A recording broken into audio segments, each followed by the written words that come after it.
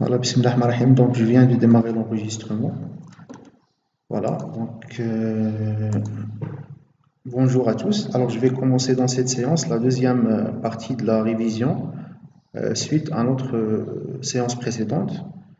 Donc, nous allons continuer toujours sur la révision des parties qui restent de l'algorithmique et programmation. Alors, je vais démarrer la présentation. Confirmez-moi une autre fois, s'il vous plaît, que vous voyez bien la présentation et que vous m'entendez bien pour que je puisse continuer.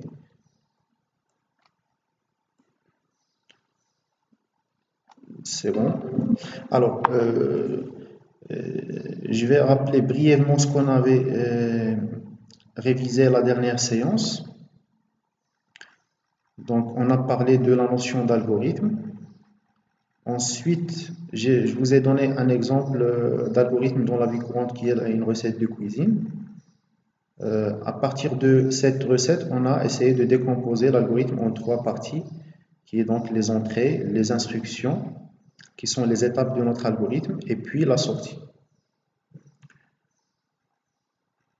Je vous ai donné aussi en parallèle un autre exemple qu'on utilise couramment, donc le calcul ou bien donc la solution d'un exercice donné. Par exemple ici, je vous ai donné l'exemple de calcul de la moyenne arithmétique d'une série de notes.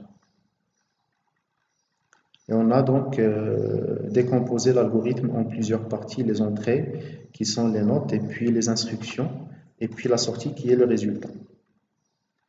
On a vu aussi donc qu'est-ce qu'un programme, qui est une traduction de l'algorithme en un langage de programmation, parce que normalement l'algorithme, ça va être écrit en un langage qui est compris par l'humain, mais si on veut écrire un algorithme pour la machine, qui est donc dans ce cas l'ordinateur, on doit traduire l'algorithme dans un langage de programmation, en un programme. Et on a choisi donc le langage de programmation VBA, pour la simple raison que vous allez l'utiliser par la suite avec Excel pour exploiter ce langage.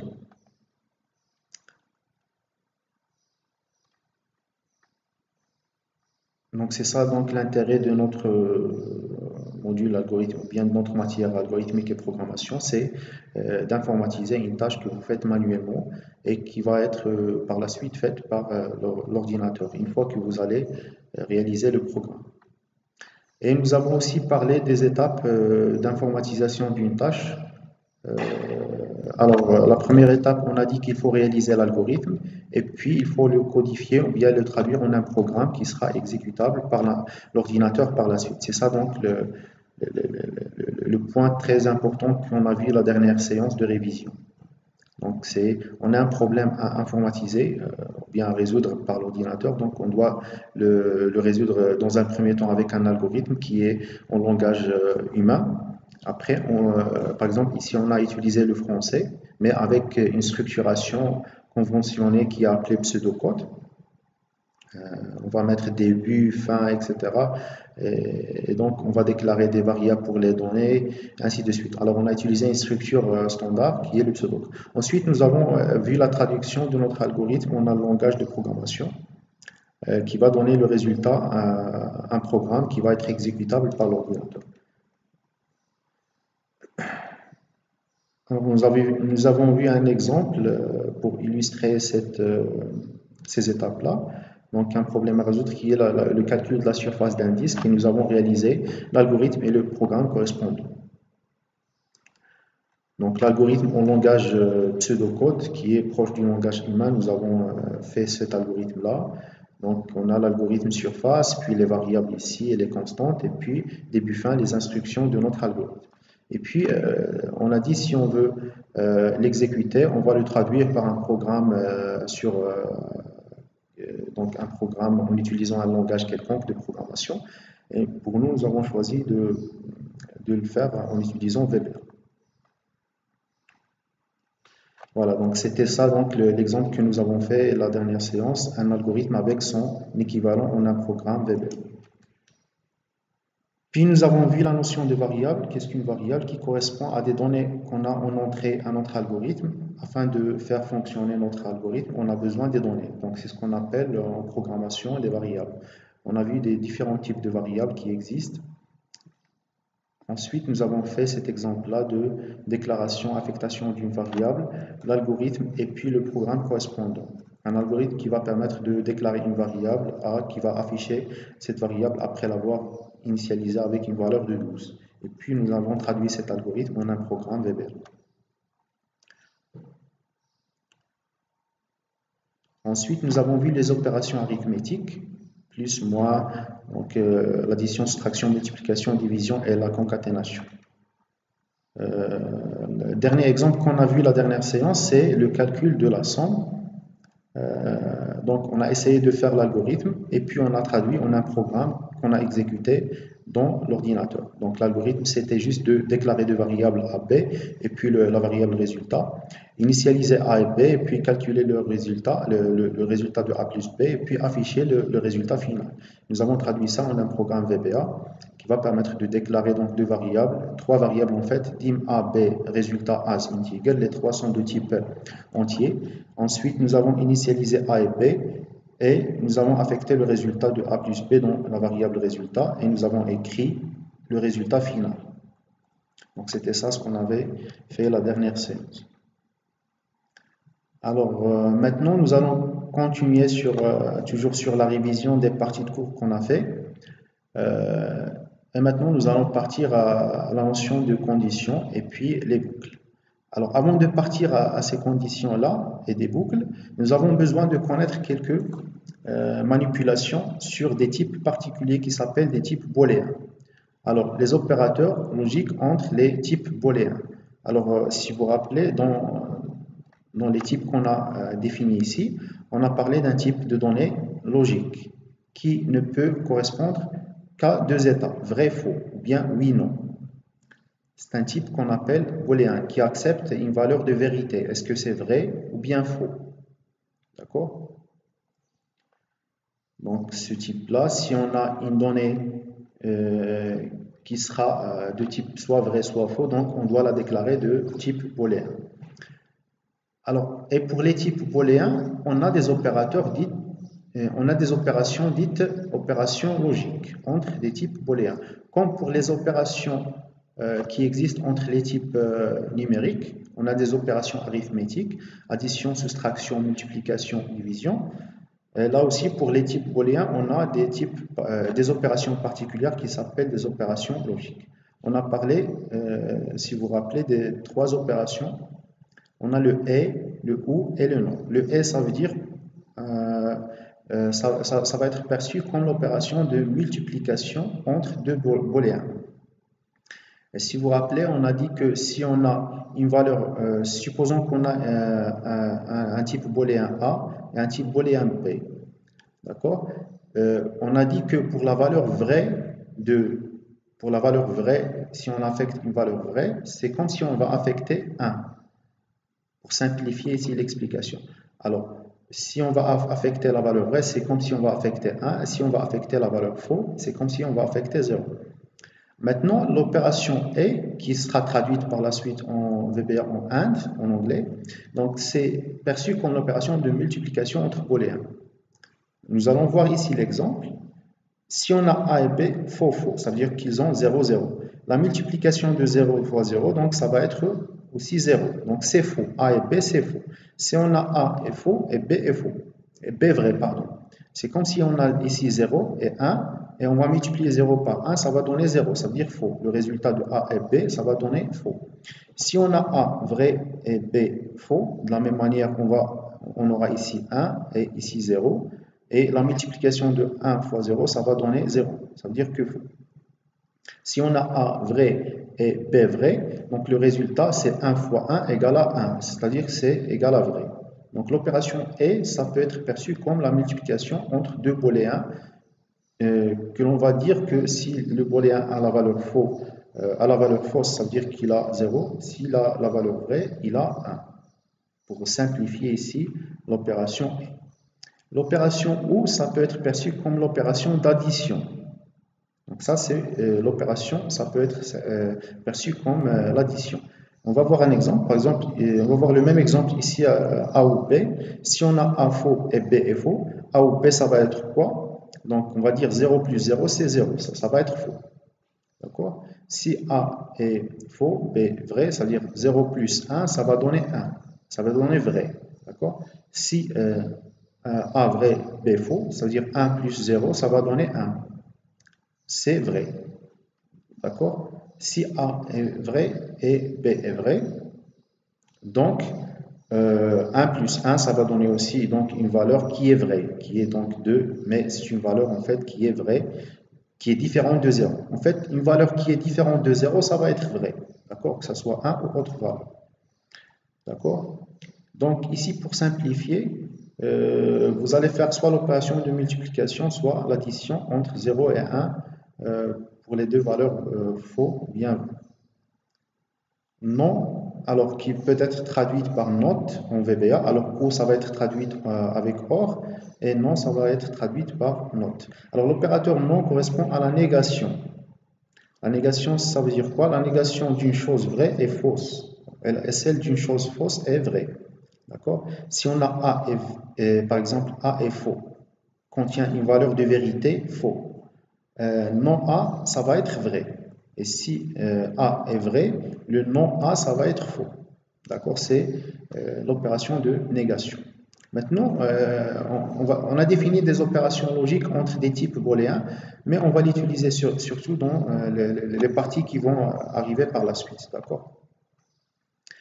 Maintenant, un exemple que l'on peut voir d'algorithme. Alors, écrire un algorithme qui permet de demander de saisir deux booléens A et B, de calculer et afficher le résultat d'opérations booléens entre A et B, déclarer une variable résultat pour le résultat.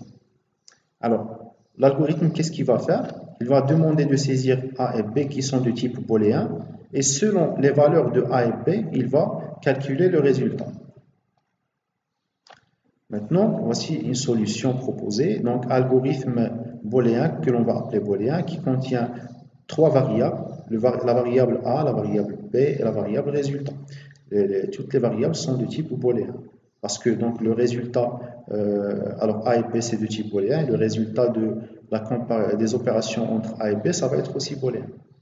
Maintenant, on va lire A et lire B. Et on va calculer A et B.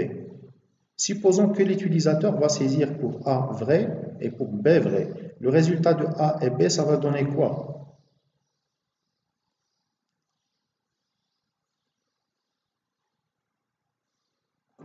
Donc, s'il vous plaît, est-ce que vous pouvez me répondre sur cette question? Supposons que l'utilisateur va déclarer A vrai, va donner pour la valeur A vrai et pour la valeur B vrai. Le résultat de A et B, ça va donner quoi?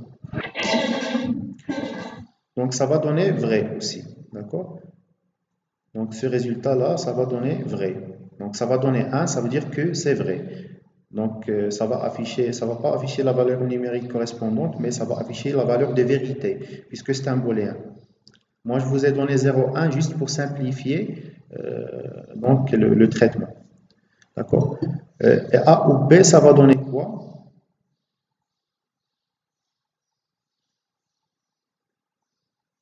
Puisque A est vrai et B est vrai. A ou B, ça va donner aussi vrai. D'accord? Le A ou B, ça va donner vrai. Non A, ça va donner quoi? Vrai. On a dit que l'utilisateur, il va donner pour A la valeur vraie. D'accord? Alors, si A est vrai, le non A, c'est faux. D'accord, c'est ça. Donc, c'est simple, très simple, les opérations logiques entre les booléens. Je vais donner un contre-exemple. Si A est faux et B est vrai. A et B, ça va donner quoi? C'est la multiplication entre 0 et 1, puisque A est faux et B est vrai. Ça va donner, c'est faux. Donc A ou B, ça va donner quoi? C'est 0 plus 1. Donc c'est, puisque A est faux, ça va donner vrai. Et là, non A, ça va donner quoi? Puisque A est faux, non A, ça va vrai. Très bien. Donc là, c'est une traduction en un programme VBA de notre algorithme ici. On va déclarer trois variables de type booléen, comme on a fait dans l'algorithme. Jusqu'en VBA, on va utiliser le mot-clé dim. Et là, la variable as le type. Alors, dim A as booléen, B as booléen et résultat as booléen. Bien sûr, on peut déclarer en une seule ligne. On peut dire dim A virgule B virgule résultat as booléen. Maintenant, ici, pour lire la valeur de A, on va dire A égale input box. Et là, on va lire à travers cette fonction input box. Pour saisir, et on va préciser un message pour dire saisir vrai ou faux pour A. De la même manière pour B, si on veut lire la traduction de lire en VBA, c'est input box. D'accord? Ensuite, on va mettre résultat égal à A and B. Si vous vous rappelez, la traduction de A, c'est quoi? C'est and. C'est toujours en langage de programmation. Voilà. La multiplication, vous pouvez la faire manuellement juste pour comprendre le principe de l'opération A. Mais dans le programme, ou bien l'algorithme, on va mettre soit A, soit AND. Ça dépend si on a un algorithme ou bien un programme. Si on est dans un algorithme, on va mettre le A. Si on est dans un programme, on va traduire ce A avec un AND. Mais pour comprendre le résultat, vous pouvez faire la multiplication entre des 0 et des 1. Vous attribuez 0 pour faux et vous attribuez 1 pour vrai. Et vous faites la multiplication ou bien l'addition pour comprendre le résultat de A et OU. Mais dans le programme, on doit mettre obligatoirement ces mots-clés-là. Par exemple, pour le A, on va le traduire en AND, puisque la traduction en VBA, c'est AND. Et pour le OU, on va traduire en OR, en anglais, et le nom, ça va être NOT. Toujours en langage de programmation, on programme en anglais, et dans les langages de programmation. Alors ici, on va mettre résultat égal à A and B, et on va afficher le résultat, comme on a fait dans l'algorithme. Juste que ici, l'algorithme de A, on a dit AND le programme. L'algorithme de écrire résultat, le programme, on va mettre MSGBox. Donc c'est une autre fonction, donc c'est une traduction de la fonction écrire dans le langage VBA. Dans un autre langage, par exemple C, si vous vous rappelez, on va mettre printf pour afficher.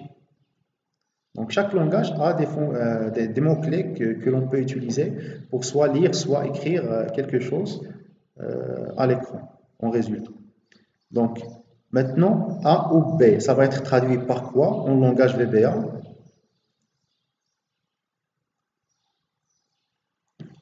C'est résultat égal à A or B. On a dit que le OU, ça va être traduit avec OR. D'accord? Et écrire A ou B, donc le résultat, ça va être écrit avec cette instruction MSGBox. Là, on va écrire le message et concaténer, fusionner avec la variable qui contient le résultat qu'on a calculé. D'accord? Ce message-là, ça va juste éclaircir un peu, donner donc plus de lisibilité à votre résultat. On peut bien sûr directement afficher le résultat sans message, mais toujours dans l'affichage, on va ajouter un petit message pour dire A ou B égale, par exemple, et vous affichez à côté le résultat. Maintenant, résultat égale à non A, pour le traduire en VBA, ça va être quoi? Résultat égale not A.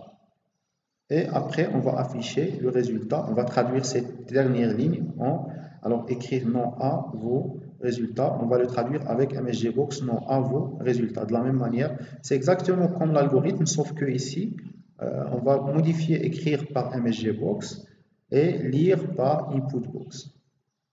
Et bien sûr, les mots-clés en français et ou non, ils vont être traduits en anglais selon le langage de programmation. C'est clair cet exemple-là?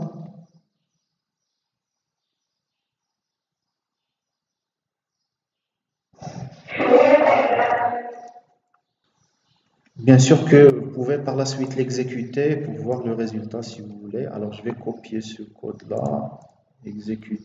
Alors une nouvelle feuille test. Alors les tests, je vais appeler fichier Excel test. Je démarre un fichier Excel, un classeur Excel. Alors on a dit qu'il faut aller dans l'onglet développeur, visuel basique. Et là, il faut ajouter un module et copier votre programme dans le module. D'accord?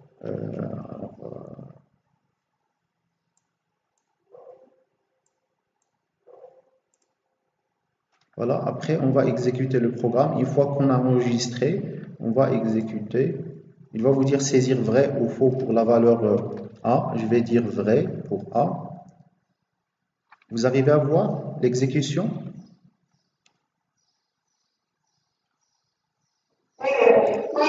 Très bien. Alors maintenant, j'ai saisi vrai pour A. Il va me dire saisir vrai ou faux pour B. Alors pour B, je vais saisir faux. OK. Il va me dire le résultat de A et B, ça va être faux. Donc c'est ça le résultat, c'est faux. Ensuite, le résultat de A ou B, il va donner vrai, puisque on a dit que A est vrai et B est faux. D'accord? Et c'est 1 plus 0 égale à 1. Ça veut dire que le résultat de A ou B, c'est vrai. D'accord? Ensuite, le non A, puisque A est vrai, non A, ça va donner faux. Donc, c'est juste un exemple de programme qui va afficher, qui va proposer à l'utilisateur de spécifier une valeur pour A et pour B, une valeur booléenne, soit vrai ou faux, soit vrai ou soit faux, et il va calculer le résultat des opérations A and B, A or B et not A, par exemple. D'accord? Bon, c'était juste l'exemple qu'on a vu dans le cours. Maintenant, on va exploiter ça. Par la suite, vous allez voir que ça va être utile pour vous lors de l'utilisation des conditions.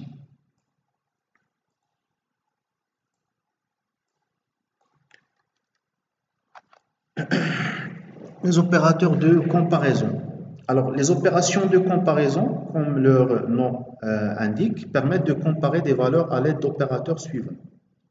Donc, égal, différent, inférieur, inférieur égal, supérieur, supérieur égal. C'est les opérateurs qu'on utilise généralement dans les calculs.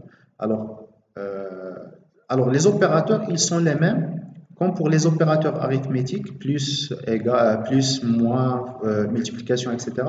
Ils seront les mêmes soit le pseudocode, l'algorithme ou le programme. On va utiliser les mêmes opérateurs. Ils ne vont pas changer. Lorsqu'on va traduire l'algorithme en un programme, on ne va pas changer ces opérateurs-là. Alors, le résultat d'une opération de comparaison est un booléen.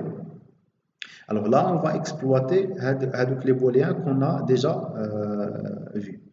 Donc, soit vrai et faux. Alors, le résultat d'une opération de comparaison est un booléen. On va voir c'est quoi donc cette indication.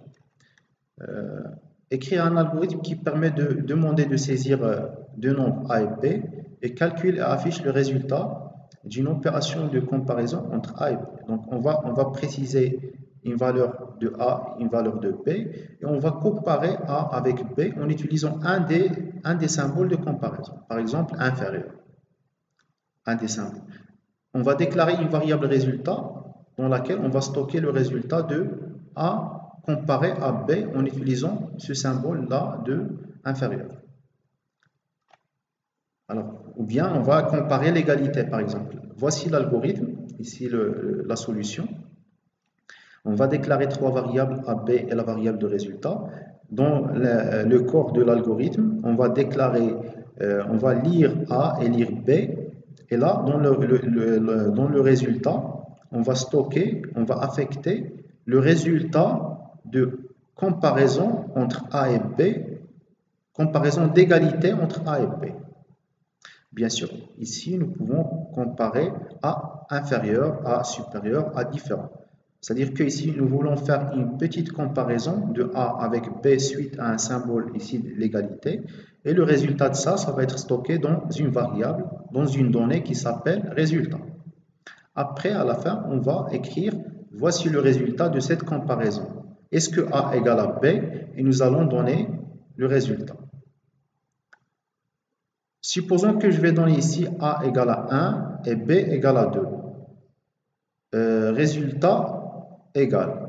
Et là, donc, je vais comparer A égale à B. Ça va donner quoi? A égale à B, sachant que le résultat d'une opération de comparaison est un booléen. Donc, ça veut dire quoi cette indication? Ça veut dire que lorsque je vais comparer A et B, soit ça va donner vrai, soit ça va donner faux. D'accord? Alors, ici, la comparaison de A égale à B, si A égale à 1 et B égale à 2, ça va donner quoi?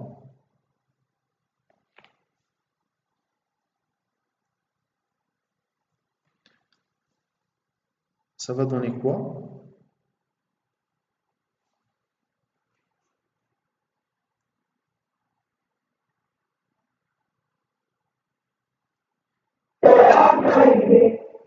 Pardon? Ça va donner quoi?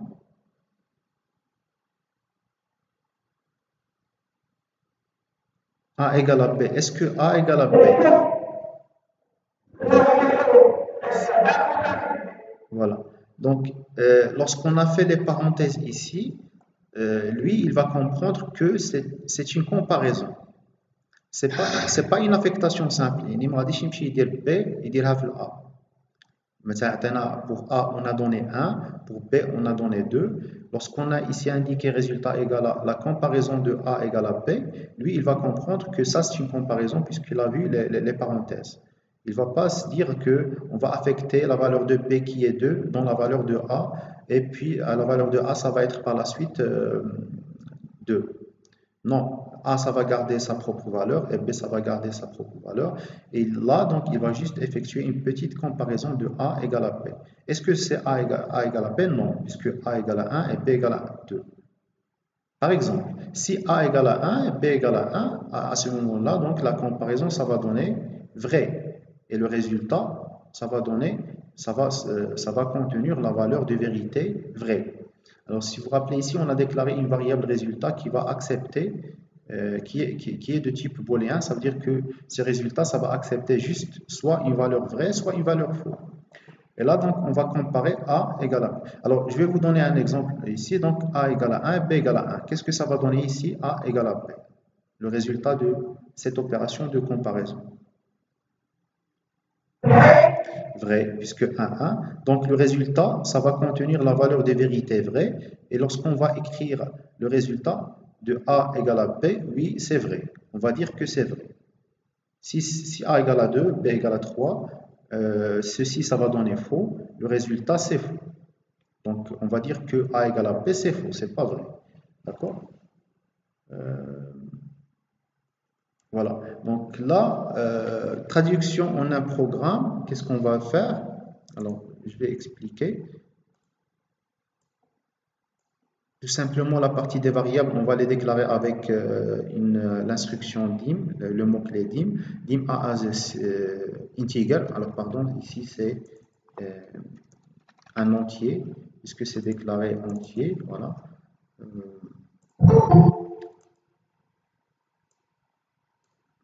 Donc, je déclare une variable a de type entier, dim a as integer, une variable b de type entier, dim b as integer, une variable résultat de type booléen, dim résultat as booléen. Ensuite, je commence la partie début-fin. Alors ici, qu'est-ce qu'on va faire? Traduire. Si je veux traduire a égale à lire la valeur de a, je vais dire a égale à input box entrée a, ou bien la valeur de a. Ceci, c'est juste un message que vous pouvez modifier quand vous voulez. Il faut juste garder en mémoire que pour traduire cette instruction-là, il faut modifier ce mot-clé-là, lire, avec le mot-clé qui correspond en VBA, qui est input box. Alors, on va utiliser deux input box pour lire A et B. Et dans une variable résultat, nous allons affecter le résultat de A égale à B, le résultat de cette comparaison-là, et nous allons afficher le résultat avec message box. Donc, au lieu de faire écrire en VBA, nous allons utiliser ce mot-clé-là. Donc, je vais exécuter le programme. Voilà. Par exemple, alors je vais créer des espacements pour rendre plus lisible pour vous. Voici le programme. Alors, je vais l'exécuter. Il va me poser la question de rentrer le nombre A. Je vais mettre 2. Le nombre B, c'est 3. Donc, vous voyez, ici, j'ai rentré pour le B le nombre 3. Le résultat de A égale à B, c'est faux. C'est pas vrai. D'accord? Maintenant, si je fais autre chose, pour A, je donne la valeur de 1. Pour A, j'ai donné la valeur de 1. Pour B, je donne la valeur aussi 1. Le résultat de A égale à B, c'est vrai, puisque A égale à 1 et B égale à 1. D'accord? Maintenant, si je veux comparer A inférieur à B, est-ce que A, c'est inférieur à B? je peux modifier directement ce symbole-là. Au lieu de mettre égal, je peux mettre inférieur, ou bien supérieur, ou bien différent, ou bien inférieur égal, supérieur égal. Tous les opérateurs de comparaison qui existent, je vais les mettre ici pour comparer A avec B. Si je veux comparer, donc, est-ce que A c'est inférieur à B, ce résultat de cette comparaison-là. D'accord? Qu'est-ce que je vais faire? Donc, simplement, je vais modifier ici avec inférieur, et là, je vais exécuter. Je vais donner une valeur de A égale à 1, une valeur de B, je vais donner 2. Normalement, ça va donner vrai. A est inférieur. Je dois juste modifier le message ici. Au lieu d'afficher A égale à B, je vais mettre ici, par exemple, résultat. Donc, par exemple, résultat de A inférieur à B et après, donc, là, donc, j'affiche le message que je veux. Je réexécute. Par exemple, A égale à 1, B égale à 2. Le résultat de A inférieur à B est vrai, puisque A égale à 1 et B égale à 2. Maintenant, si je fais l'égalité, c'est-à-dire un nombre A égale à 1, B égale à 1, ou bien A égale à 2 et B égale à 1, ça va donner quoi en résultat? Résultat de A inférieur à B est faux, puisque A égale à 2 et B égale à 1. Donc A c'est supérieur à B, c'est pas inférieur à B. Vous arrivez à comprendre ici le principe? Donc ça veut dire que n'importe quelle comparaison qu'on va faire, par exemple ici le plus simple c'est de faire une comparaison entre deux variables A et B pour simplifier.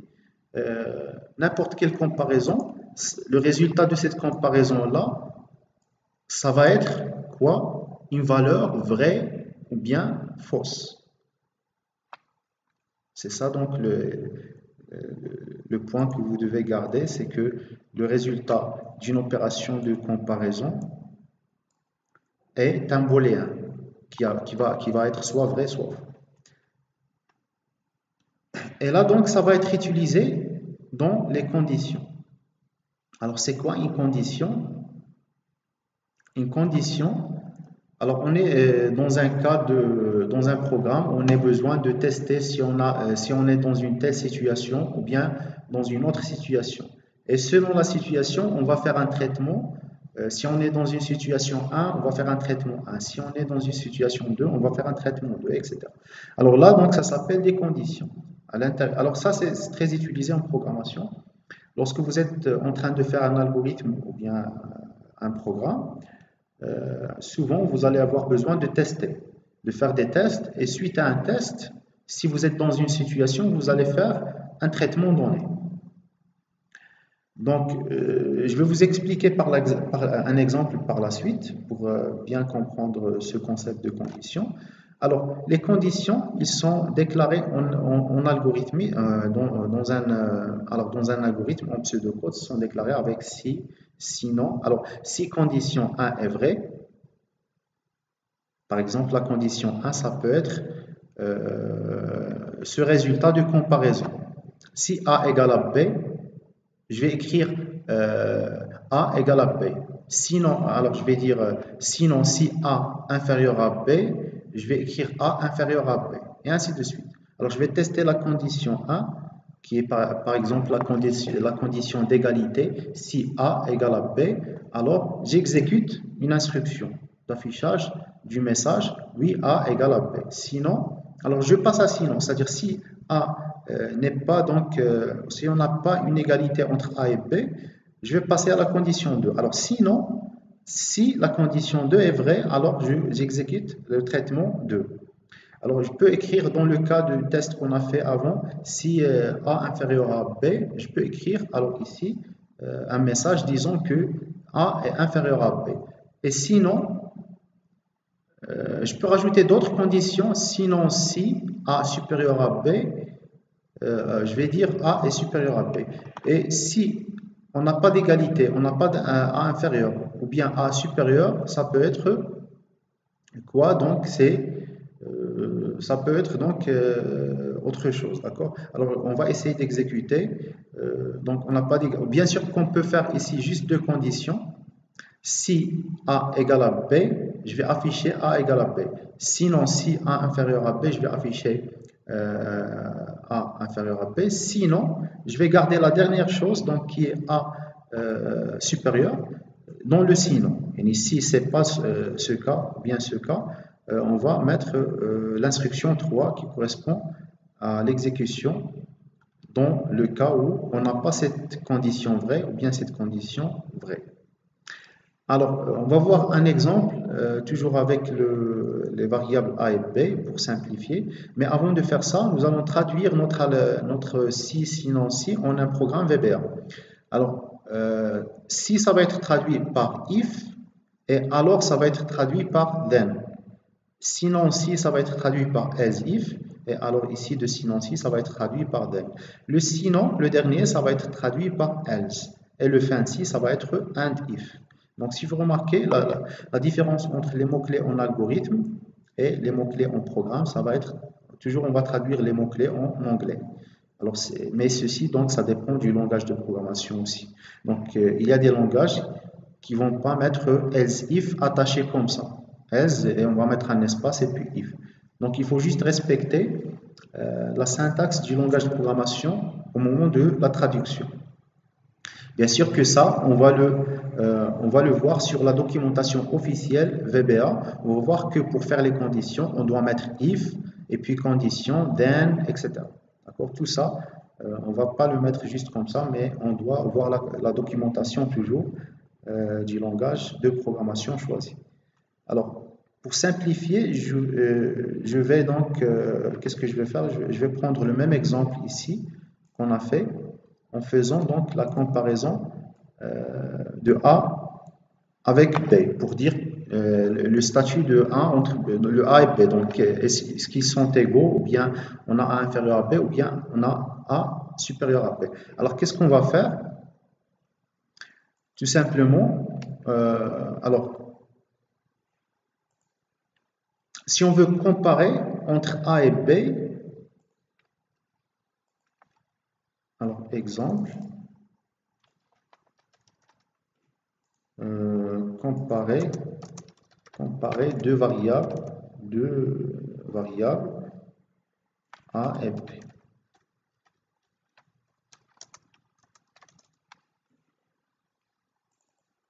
Alors ici, qu'est-ce qu'on va faire? Si la première condition, si A égale à B, alors on va écrire A égale à B. D'accord? Alors voilà.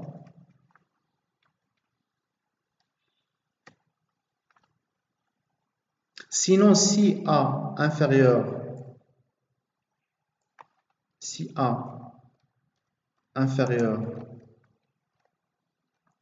à B, qu'est-ce qu'on va écrire? A est inférieur à B. Sinon, qu'est-ce qu'on va écrire à la fin? Si on n'a pas donc d'égalité ou bien A inférieur à B, qu'est-ce qu'on va écrire à la fin? A est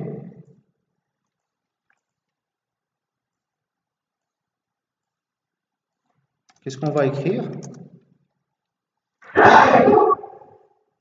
Alors là, pardon, A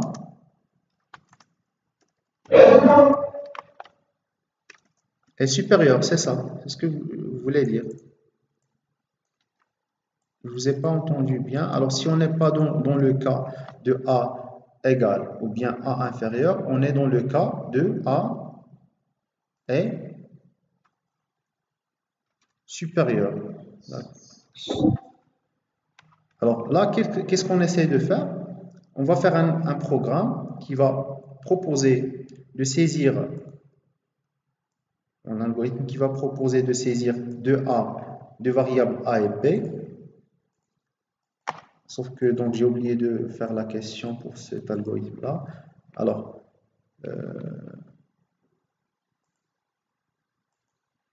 Et là, donc, on va mettre fin de notre algorithme.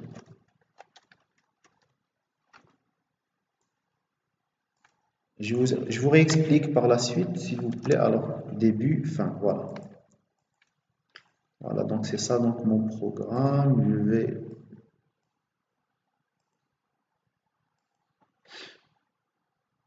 Alors, la question, c'est quoi ici?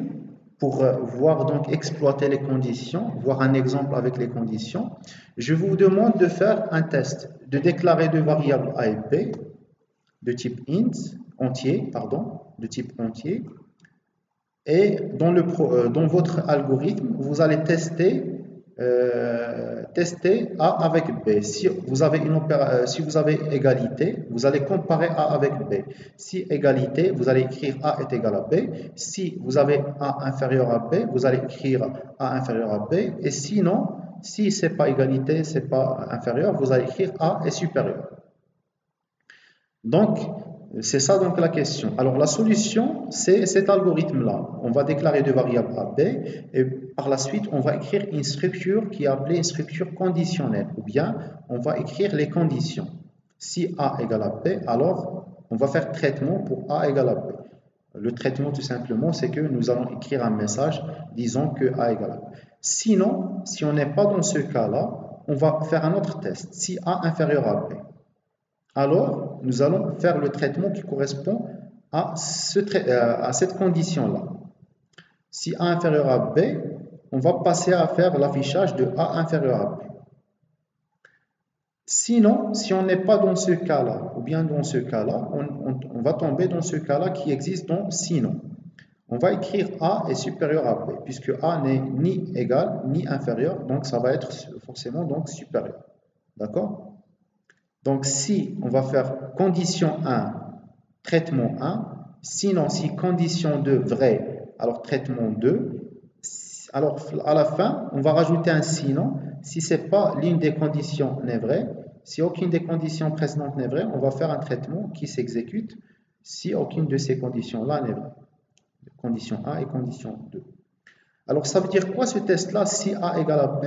Ça veut dire si A égale à B est vrai. C'est ça donc la syntaxe d'une instruction conditionnelle. Si condition 1 est vraie. Et ça veut dire quoi condition vraie? Si vous vous rappelez, qu'est-ce qu'on a dit? Le résultat d'une opération de comparaison, ça va donner quoi?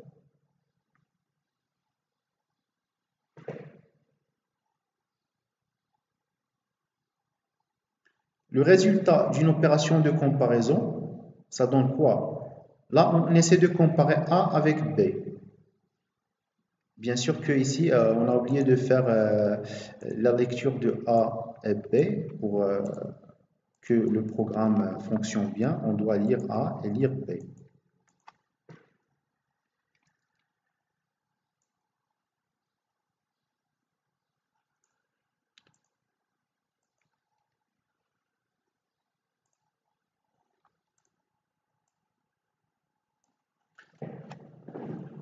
Donc, je reprends. J'ai parlé donc des conditions. On a dit que la syntaxe des conditions est la suivante, comme on a fait déjà dans le cours. On doit préciser que si on veut faire des conditions dans notre programme ou bien dans notre algorithme, on va faire si, sinon, si, sinon. Alors, la première condition, on va la tester avec si. Si condition 1 est vraie, alors on va faire instruction du traitement 1. Sinon, si cette condition 1 n'est pas vraie, on va passer à tester la condition 2. Si la condition 2 est vraie, on va exécuter le traitement 2. Sinon, ça veut dire quoi sinon? Ça veut dire que la condition 1 n'est pas vraie et la condition 2 n'est pas vraie. Ça c'est faux et ça c'est faux. Alors on va tomber dans ces instructions-là. Pour bien illustrer ces conditions-là, alors là c'est juste, on a dit que pour traduire ça en VBA, le si ça va être if, le alors ça va être then, et sinon si ça va être else if, sinon else, et fin si ça va être un if. Ça c'est juste la traduction. Il faut donc traduire des mots-clés en d'autres mots-clés selon le langage de programmation. Mais pour comprendre, alors je vous donne ici un exemple. de comparaison de deux variables A et B. Alors ça, c'est ça donc le problème à résoudre. Essayez de déclarer deux variables A et B, de donner des valeurs à ces deux variables-là, et puis de comparer A avec B. Est-ce que il y a une égalité, ou bien inférieure, ou bien supérieure? Alors la solution que vous allez proposer, ça peut être la suivante. Donc, chacun va proposer sa propre solution. Alors voici ma solution. Alors je vais déclarer A et B. Et maintenant, je vais comparer A avec B, avec une condition 1. Si condition 1, que je vais considérer que la condition 1 c'est A égale à B, si A égale à B est vrai, alors j'exécute ce traitement-là. Le traitement-là, ça va donner quoi? Ça va juste afficher ce message. Sinon, si je n'ai pas d'égalité, il va passer à faire un deuxième test, une condition numéro 2. Alors ici, qu'est-ce que j'ai fait dans la condition numéro 2? Je teste si A inférieur à B. Alors, si la condition 2 est vraie, si vraiment on a A inférieur à B, alors je vais écrire A est inférieur à B. Sinon, si je n'ai pas cette condition-là qui est égalité, ou bien si je n'ai pas donc ce cas-là qui est donc inférieur, automatiquement j'aurai A supérieur. Donc, alors je passe à exécuter cette instruction-là. Alors, pour vous donner un exemple, si je donne A égale à 1 et B égale à 1, qu'est-ce qu'il va faire? Il va tester si A égale à B, qu'est-ce que ça va donner A égale à B, ce résultat de comparaison. Si A égale à 1 et B égale à 1, cette première condition A égale à B, ça va donner quoi? Alors la condition...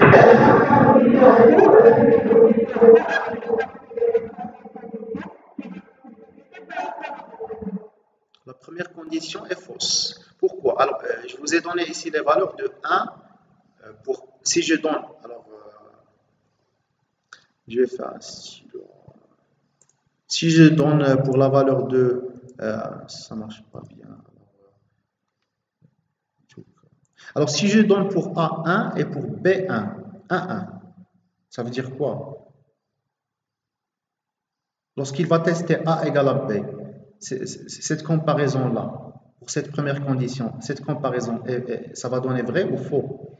Si je donne 1, vrai. Donc, qu'est-ce qu'il va faire? Il va tester si condition 1 est vraie. La condition 1, c'est quoi? C'est une comparaison de A égale à B qui va donner vrai. Alors, qu'est-ce qu'il va faire? Il va écrire A égale à B. Il va m'écrire qu'on est dans un cas d'égalité. Et il va s'arrêter. Mardi exécuter sinon si, sinon il va reproduire, il va continuer l'exécution puisqu'il a trouvé satisfaction une condition où il a fait un traitement qui correspond à la condition. Donc il a dit more fancy le traitement d'hier. Il a marqué et s'il reste un traitement après le fancy, il va le continuer. Maintenant un autre cas. Si je donne A égale à 1, B égale à 2. La première comparaison, lorsqu'il va tester A égale à B, ça va donner quoi cette comparaison?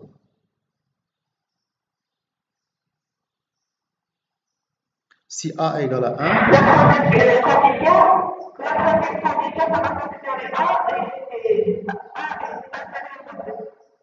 voilà, très bien. Donc pour bien comprendre, on va partir ligne par ligne. Alors, si je donne A égale à 1, B égale à 2. Alors, il va tester si A égale à B, est-ce que cette comparaison est vraie? Non, c'est faux.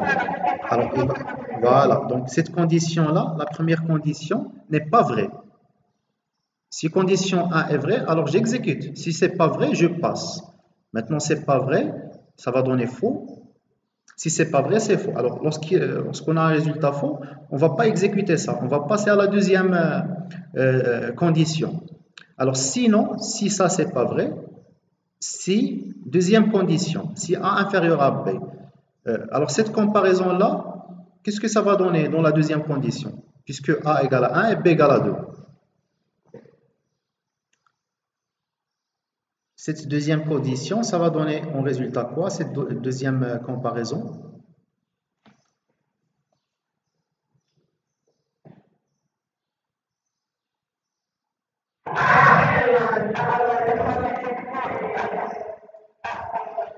Voilà, donc juste me répondre sur cette question s'il vous plaît. Donc vous avez répondu, donc c'est très bien. Donc je voulais savoir, c'est quoi le résultat de cette comparaison? Donc on a dit, si, essayez de rappeler, le résultat d'une comparaison, ça va être vrai ou faux. Voilà, très bien. Donc ici, lorsqu'il va comparer A avec B, il va donner vrai puisque A égale à 1 et B égale à 2. Donc le résultat c'est vrai. Et donc cette condition, cette deuxième condition, lorsqu'il va dire si cette condition est vraie, alors oui c'est vrai, alors il va m'écrire que A est inférieur. Maintenant si je donne une valeur de A égale à 2 et une valeur de B égale à 1, il va passer à la première comparaison, faux. La deuxième comparaison, c'est faux puisque A égale à 1 et B égale à 2. Pardon, A égale à 2, on a dit A égale à 2 et B égale à 1. Et donc, lorsqu'il va passer à la deuxième condition aussi, c'est faux, c'est fausse puisque A est supérieur. Donc, et là, donc, il va tomber dans le cas de sinon. Puisque on n'a ni égalité n'est vrai, ni inférieur n'est vrai. Donc, il lui reste juste la dernière instruction. Dans le cas de sinon, on tombe fin de le cas. Alors, si A égale à 2 et B égale à 1, je vais partir à exécuter cette instruction-là qui reste dans le sinon.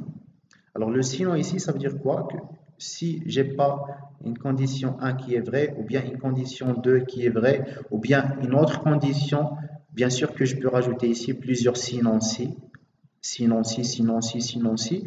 Si j'ai plusieurs cas à tester, alors dans ce cas de comparaison, on a juste un seul sinon si qu'on a besoin de l'utiliser. Mais dans d'autres cas, peut-être qu'on a besoin de plusieurs sinon si. D'accord? Dans ce cas, alors, je vais tester ça et ça. Si c'est faux, alors je passe à exécuter ça.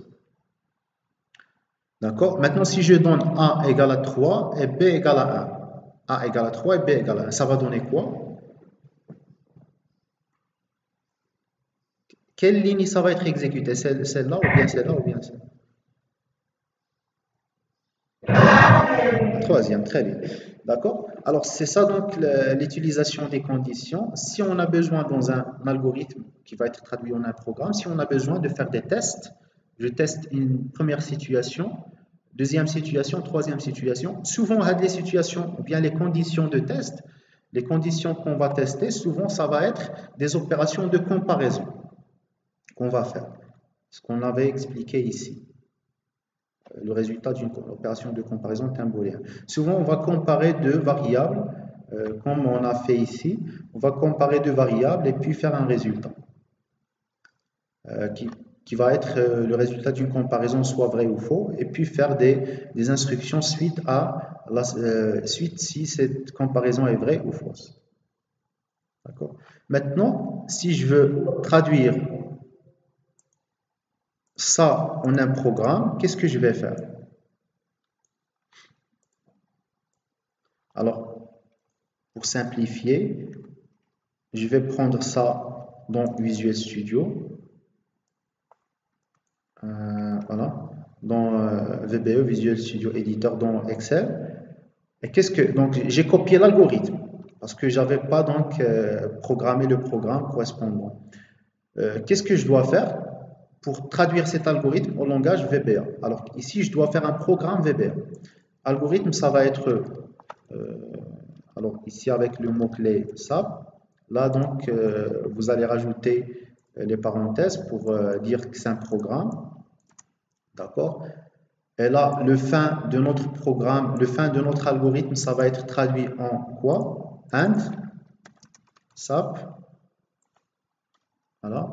Et là, la déclaration des variables en VBA, qu'est-ce qu'on va faire? Pour déclarer des variables, dim, par exemple, A à Z, integer, B. Vous arrivez à voir l'écran de mon éditeur de code VBA? As integer. On va supprimer ça. On va mettre. Vous arrivez à voir le code, le programme?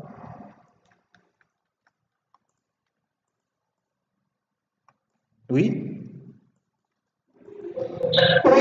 Alors, toujours, qu'est-ce que je fais ici? J'essaie de faire la traduction.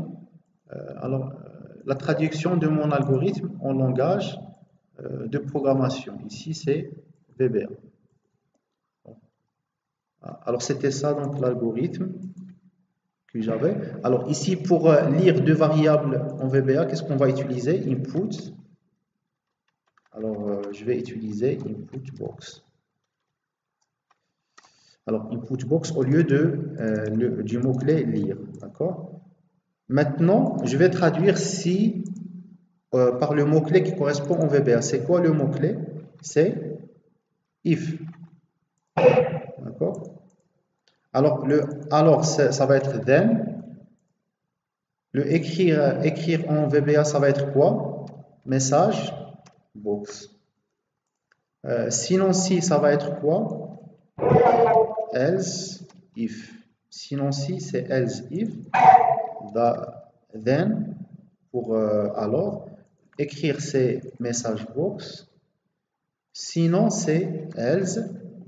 Et fin si, c'est and if. Vous voyez que si vous faites l'algorithme, la partie algorithme qui est très importante. Si vous faites l'algorithme, la traduction au langage de programmation, vous allez juste connaître les mots-clés du langage de programmation et les remplacer dans l'algorithme avec les mots-clés du langage de programmation.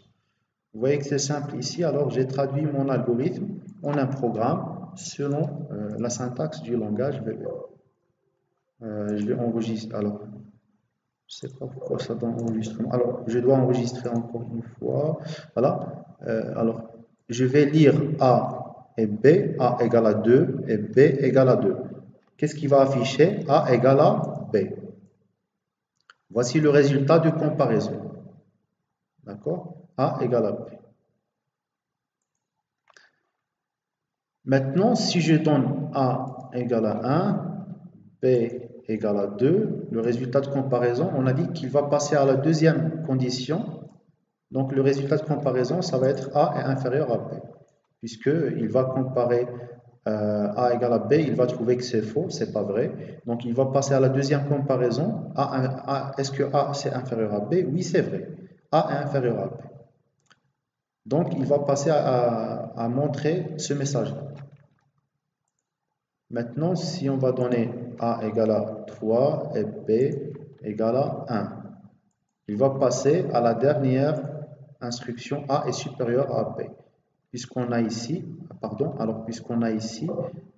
ni cette condition n'est vraie, ni celle-là n'est vraie, alors il va passer à la dernière qui reste, il n'a pas le choix, il va passer à la dernière, disons que A est supérieur.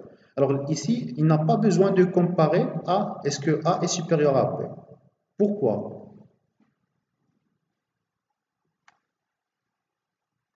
Il n'a pas besoin de faire la comparaison. Pourquoi?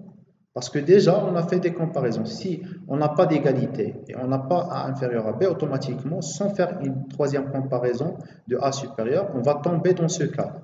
Automatiquement, c'est supérieur. D'accord? Si vous aurez des questions, s'il vous plaît, n'hésitez pas de m'interrompre. D'accord? Alors, je vais vous copier aussi le code de ce programme-là, que l'on va appeler ici condition. Condition. Je vais le copier ici par la suite dans l'exemple. Voilà. Alors après, je vais essayer de...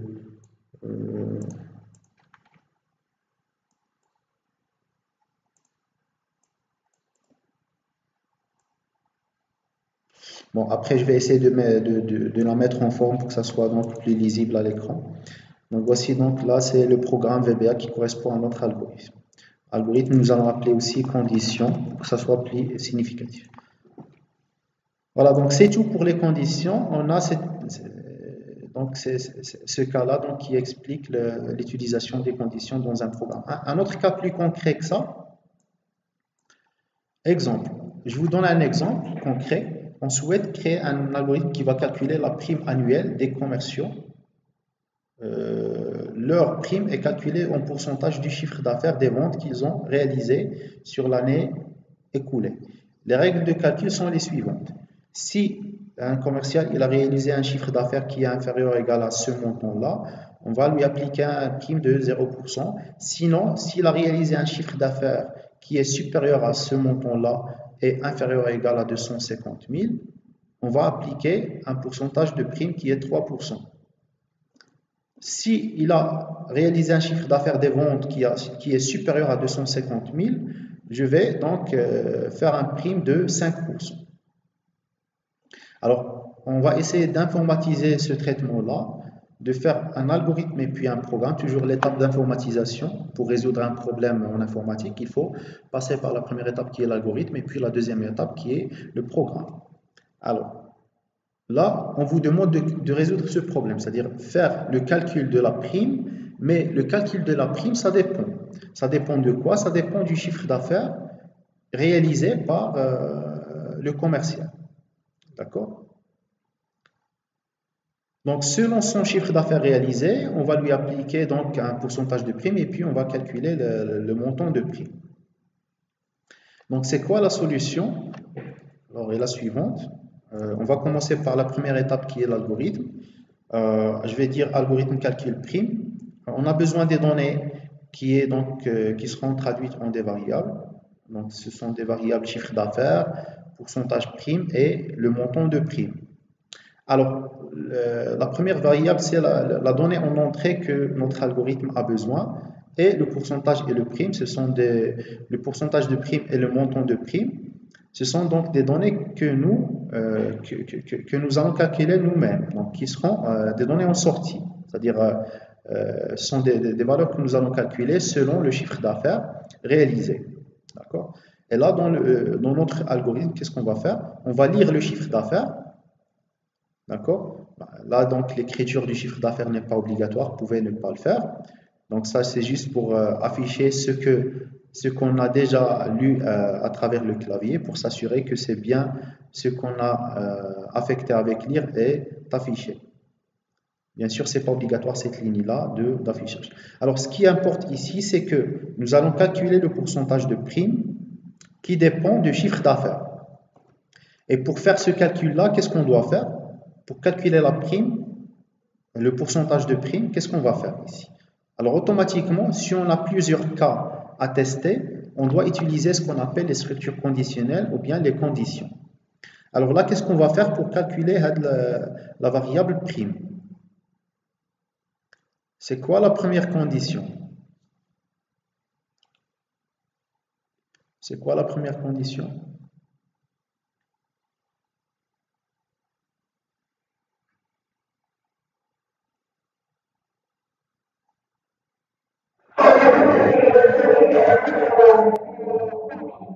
Si quoi? Si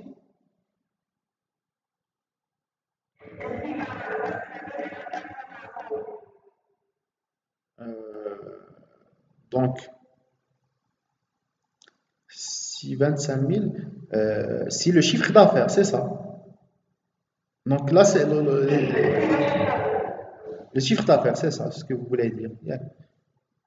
C'est le chiffre d'affaires. Donc l'objectif, c'est quoi?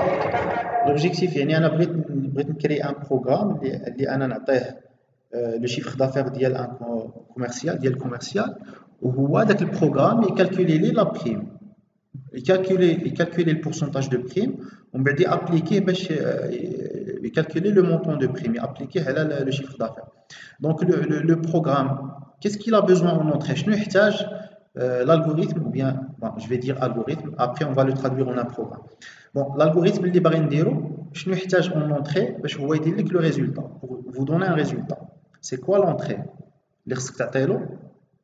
دونك حنا قلنا شنو هو لو بوزوان؟ حنا غادي نعطيو له لو شيفر دافير هو يعطيني لا بريم ديال هذاك لو كوميرسيال اللي عنده داك لو شيفر دافير. Donc qu'est-ce qu'il a besoin l'algorithme pour faire le traitement?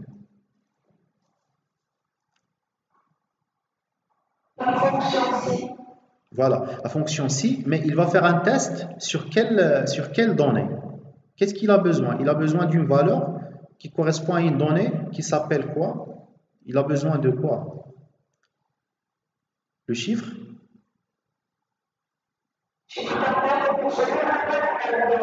Voilà, mais l'algorithme, il a besoin en entrée. En entrée, voilà, en entrée, on a besoin du chiffre d'affaires et à la sortie, on va afficher le résultat qui est le montant de prime.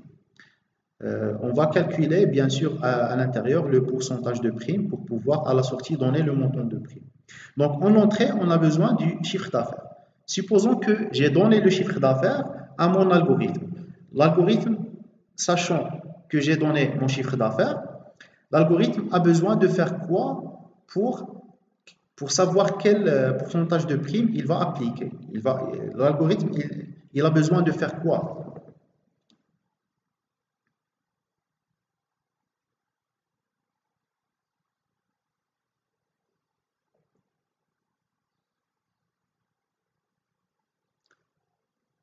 L'algorithme, c'est-à-dire les étapes, l'enchaînement des actions, l'enchaînement des étapes que vous allez faire pour résoudre le problème, ou bien pour me donner un résultat. Le résultat ici, c'est quoi? C'est le montant de prime. Alors, si vous faites sur papier, les étapes à faire pour me donner le montant de prime, ça va être quoi les étapes? Par exemple, vous allez me dire que moi, je vais vous donner le chiffre d'affaires d'un commercial. Et vous allez me calculer le montant de prime. Comment vous allez faire pour faire le calcul du montant de prime? Ça- Voilà. Donc, sur papier, qu'est-ce que vous allez faire? Vous allez tester. Est-ce que vous êtes dans ce cas-là, ou bien dans ce cas-là, ou bien dans ce cas-là, pour savoir quel pourcentage de prime vous allez appliquer. Vous êtes d'accord?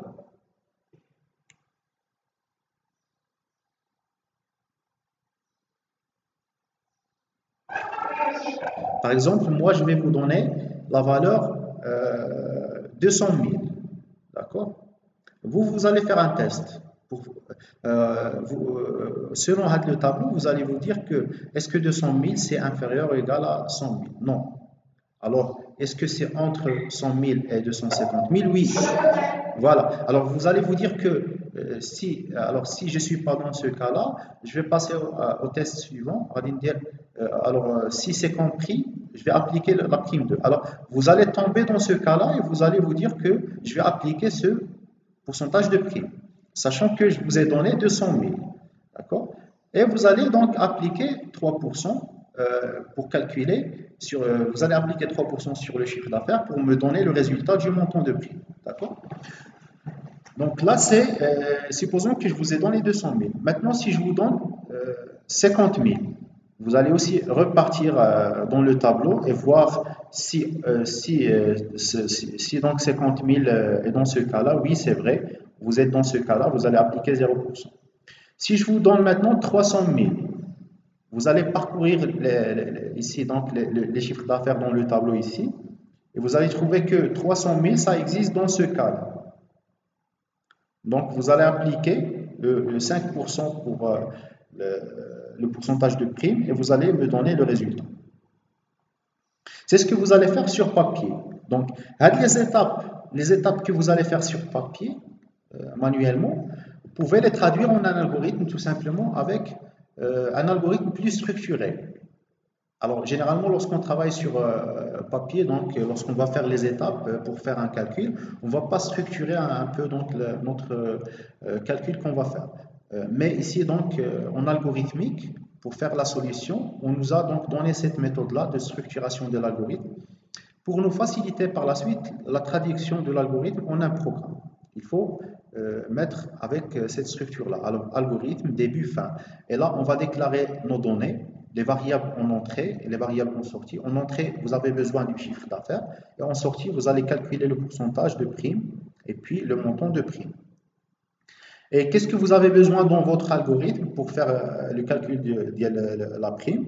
Vous allez avoir besoin du chiffre d'affaires avec lire, que vous allez lire, le chiffre d'affaires avec lire. Vous allez donc faire un test. Si le chiffre d'affaires c'est inférieur à 100 000, inférieur ou égal, vous allez appliquer pourcentage égal à 0. Sinon, si le chiffre d'affaires c'est inférieur ou égal à 250 000, alors là, on n'a pas fait chiffre d'affaires compris entre 100 000 et 250 000. Pourquoi? Parce que lorsqu'on va passer ce test-là, si on a un chiffre d'affaires inférieur ou égal à 100 000, on va exécuter ça. Alors, le cas où on n'a pas cette condition vraie, on est dans le cas où le chiffre d'affaires est strictement supérieur. Alors, on va passer à ce cas-là, sachant qu'on n'a pas ce cas-là qui est vrai, alors on est dans un cas où le chiffre d'affaires est strictement supérieur à 100 000, Et on va rajouter notre condition ici, chiffre d'affaires inférieur ou égal à 250 000. D'accord. Alors ici, c'est comme si on est dans un cas du chiffre d'affaires qui est compris entre 100 000 et 250 000.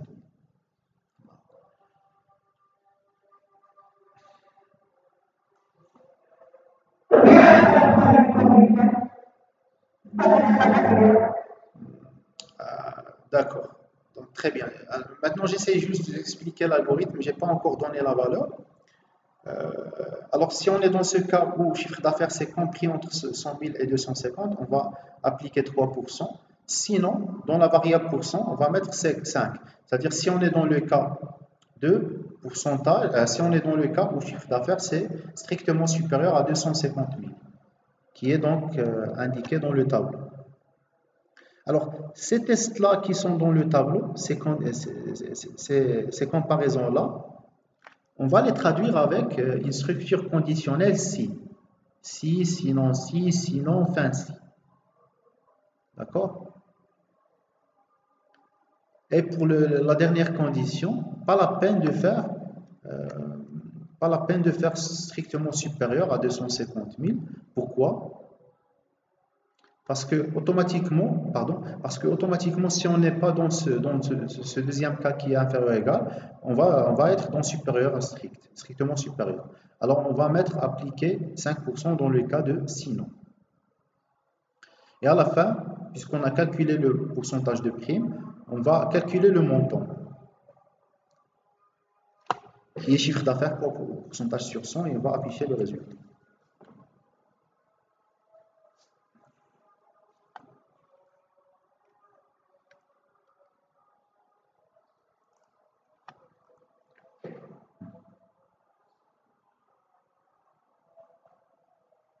Donc, est-ce que vous avez compris ici Alors, je vais vous donner un exemple pour que ça soit plus clair. Après, donc, je vais faire une petite pause de 5 à 10 minutes, et vous pouvez aussi le faire, pour faire la prière, et après je reviens, d'accord? Alors, je vous explique avant de partir, de faire la prière. Alors, après la prière, alors, je reviens pour vous expliquer le prochain concept qui est les boucles, et après, on va s'arrêter. Bien sûr que je vais vous donner un cas pratique de réalisation d'une facture automatisée dans laquelle on va utiliser ces conditions et les boucles qu'on va voir aussi. Et après, on va s'arrêter, d'accord? Donc ici, si je vous donne l'exemple par exemple 50 000, on va tomber dans quelle situation?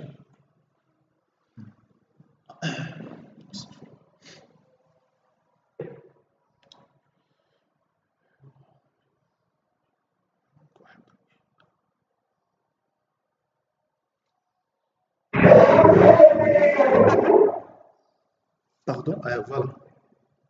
Si je vous donne 50 000,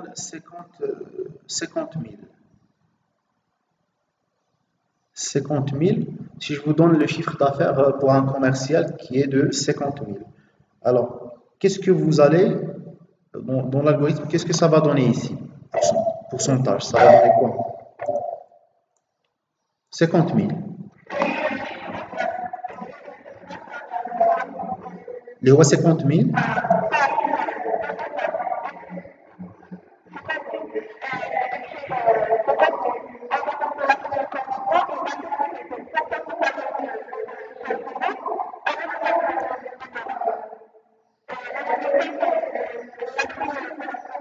Très bien, excellent.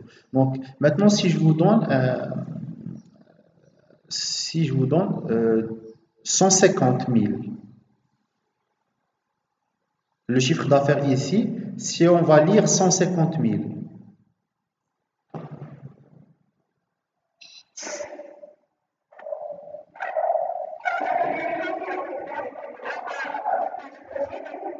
voilà. Donc voilà, très bien. Donc il va tester la première comparaison, c'est pas vrai. Le chiffre d'affaires, c'est pas inférieur ou égal à 100 000 puisque c'est 150 000. C'est pas vrai cette condition-là. Il va passer à la deuxième condition. Sinon, si c'est pas vrai celle-là, je vais passer à la deuxième. Sinon, si chiffre d'affaires inférieur ou égal à 250 000. Alors 150 000, c'est vrai que c'est inférieur ou égal à ça. c'est inférieur à 250 000, alors cette comparaison, ça va donner vrai. Toujours le résultat d'une comparaison vraie. Si ça donne le résultat de cette comparaison vraie, alors que cette condition-là dans le si, c'est vrai. Si on est dans une condition vraie, on va exécuter les instructions qui sont à côté, juste à côté de cette condition. D'accord? Après, on va s'arrêter, on va sortir de notre condition. Après le fancy, on va exécuter la suite qui existe après le fancy. Ça veut dire qu'on va calculer le montant de prime, prenons le pourcentage 3 qu'on a appliqué, et le chiffre d'affaires 150 000 fois 3 sur 100. D'accord? Et on va afficher le résultat du montant de prime. Maintenant, si je donne 300 000, quel pourcentage de prime, quelle instruction ici, ça va être exécuté? 300 000. Très bien.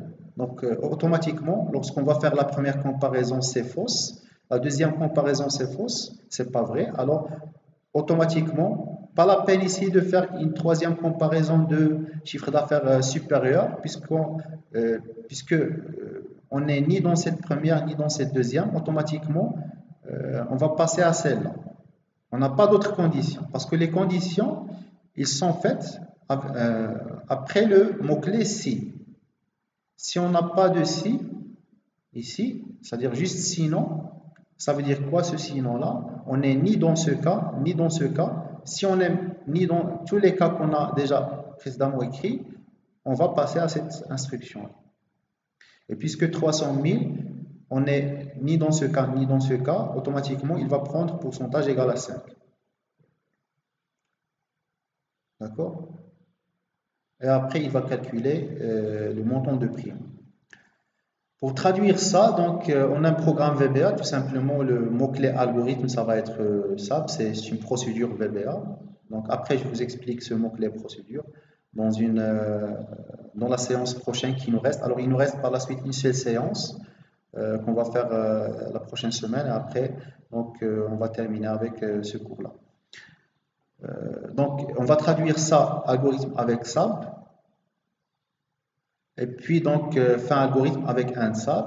Et puis là, la déclaration des variables, c'est dim variable as type, le type de variable. Par exemple, ici, puisque réel, on va mettre single. Pourcentage, c'est entier, c'est integer. Prime, c'est réel, c'est single. Alors, vous avez le tableau de correspondance entre les types en algorithmique et les types en VBA, qu'on a déjà cité dans le cours, dans cette révision. Après, dans ces instructions-là, on va les traduire en VBA aussi. La lecture, ça va être traduit par input box. L'écriture, c'est message box. Et là, les tests, c'est if, le alors c'est then. Le si, ça va être traduit if, le alors c'est then. Sinon, si, c'est else if. Ensuite, sinon, c'est else. Et enfin, si, c'est and if. Et ici, le calcul, ça va être le même. Sauf que dans l'algorithmique, on peut mettre la multiplication avec le x dans l'algorithmique. Mais dans le programme, on doit mettre un étoile. Si on veut, dans n'importe quel langage de programmation, généralement, pour la multiplication, on utilise ce symbole-là, étoile, pour faire la multiplication. Mais généralement, pour l'algorithmique, vous pouvez faire le x.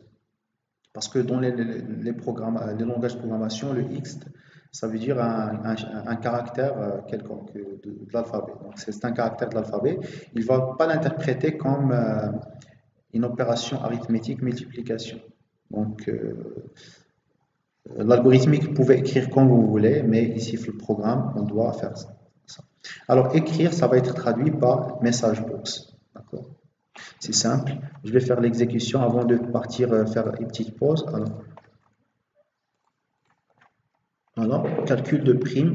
Donc, ça, c'est notre programme pour le calcul de prime qu'on a fait dans Visual Basic Application, alors dans Excel. Alors, nous allons exécuter. Ça va me poser la question de saisir le chiffre d'affaires, puisqu'on a fait input box. On va lire le chiffre d'affaires. Alors, c'est si on va mettre 50 000, automatiquement, c'est quel pourcentage de prime qui va être appliqué? Alors, le chiffre d'affaires, il va vous dire que vous avez saisi un chiffre d'affaires de 50 000, en fait. Et c'est quoi le montant de prime? C'est 0, puisque on est dans ce cas, voilà, on est dans ce cas-là, inférieur à 100 000. Alors, il a bien calculé, si vous voyez, le montant de prime à 0. Maintenant, si je donne le chiffre d'affaires, je vais 300 000. 300 000, alors on va être dans, ou bien je vais dire 150 000. Il va appliquer quel pourcentage?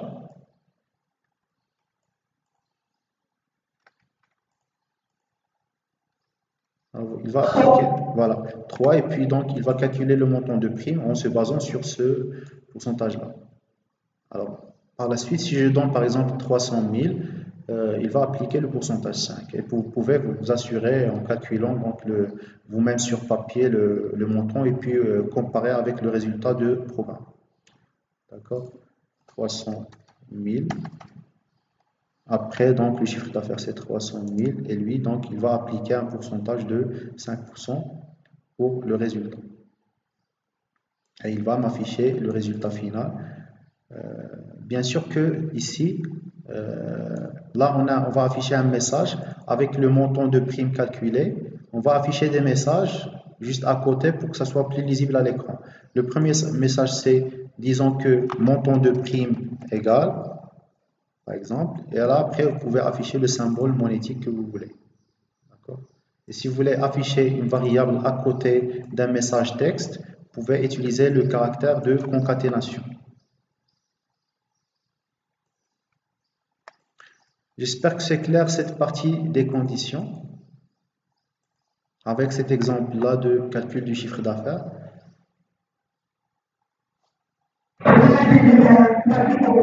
Très bien. Alors, par la suite, on va appliquer ça dans un TP que je vais vous donner à la fin de cette séance, qui est très pratique. D'ailleurs, je vous ai chargé déjà les fichiers du TP sur Classroom. On va essayer de faire une facture automatisée dans laquelle on va vérifier avant de saisir une quantité pour un produit à facturer pour un client.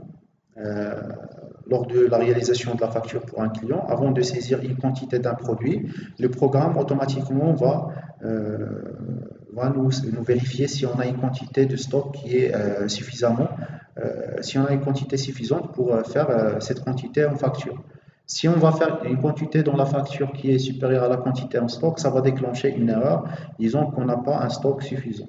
On va appliquer ça par la suite dans un cas concret avec Excel qui s'appelle, donc on va appeler facture automatisée avec vérification de stock. Voilà, donc je vais prendre 5 à 10 minutes, après je reviens pour, donc on va dire 10 minutes, après je reviens pour expliquer cette partie des boucles, et puis on va s'arrêter pour vous expliquer par la suite le cas pratique de TP qu'on va faire. D'accord? Alors je m'arrête là, 10 minutes, après je reviens, d'accord? Donc on revient vers 16h15. Je vais laisser peut-être l'enregistrement.